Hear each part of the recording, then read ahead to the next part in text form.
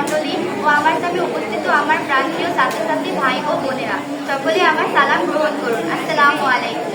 আজ আমি অত্যন্ত গুরুত্বপূর্ণ একটি বিষয় নিয়ে কথা বলতে এসেছি, আর সেটি হলো জলবায়ু পরিবর্তনের কারণ ও প্রতিকার। প্রথমেই বলে নিব, জলবায়ু পরিবর্তন মানে হচ্ছে আবহাওয়া তার স্বাভাবিক অবস্থান থেকে ধীরে ধীরে পরিবর্তন হয়ে যাওয়া। জলবায়ু পরিবর্তনের প্রধান কারণসমূহ: বন উজাড়।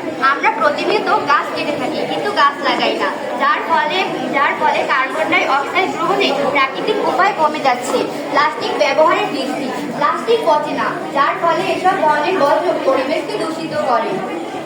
বিদ্যুৎ ও প্রাকৃতিক সম্পদের অপব্যবহার। আমরা প্রতিনিয়ত অপ্রয়োজনে ফ্যান চালিয়ে থাকি, আলো জ্বালিয়ে থাকি, এমনকি পানিও অপচয় করে থাকি।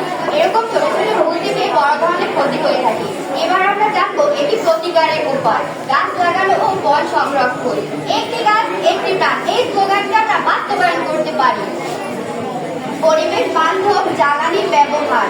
সৌরশক্তি, বায়ু শক্তি, এসব ধরনের নবায়নযোগ্য জ্বালানির উপর আমাদের ঝুঁকতে হবে।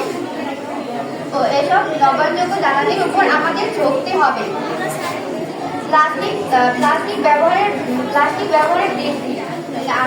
আমাদের প্লাস্টিক ব্যবহার কমাতে হবে এবং রিসাইকেল করতে হবে। সচেতনতা। আমাদের উচিত প্রত্যেকটি ঘরে ঘরে, স্কুল, কলেজ, শিক্ষা প্রতিষ্ঠান, মসজিদ, মাদ্রাসা সবখানে জলবায়ু পরিবর্তন বিষয়ে সচেতন হওয়া। বন্ধুগণ, পরিবেশ রক্ষা করা শুধু সরকারের দায়িত্ব নয়, আমাদের প্রত্যেকেরই একাধিক দায়িত্ব আছে।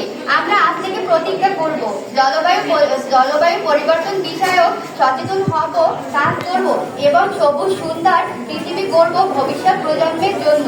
এই বলে আমি আমার সংক্ষিপ্ত বক্তব্য শেষ করছি। আল্লাহ তাআলা আমাদের সকলকে হেদায়েত দান করুন।